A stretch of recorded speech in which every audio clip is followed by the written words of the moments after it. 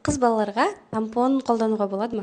13-14 жастан бастап қыз балдарға тампон қолдануға болады. Бірақ оны қолдану үшін алдымен инструкциясымен танысу керек, және де өте мұқият болған дұрыс. Тампонды қолдануға болатын жағдайлар ол спорт залға барғанда, дене шынықтыру сабағында немесе бассейнге барған кезде өтіп кетпеу үшін тампонды қолдануға болады.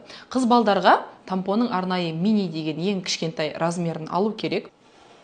Жалпы бізде қыздық перде өзінің арнайы тесігі болады. Сол тесік арқылы қанды бөліністер қынаптан сыртқа қарай шығып отырады. Қыздық перде өздігінен ол өте эластикалық және созылмалы болып келеді. Етеккір келген кезінде қыздық перденің диаметрі 1-1,5 сантиметрге дейін созылады. Сол себепті біз өте кішкентай тампонды қыздық перде арқылы қынапқа осылай аккуратно саламыз. Оның максимум тұратын уақыты 4 сағат, 5 сағатқа дейін. Одан артық қолдануға болмайды. Тампон толғаннан кейін осы жібі арқылы ақырындап, абайлап қынаптан шығарып тастау керек болады.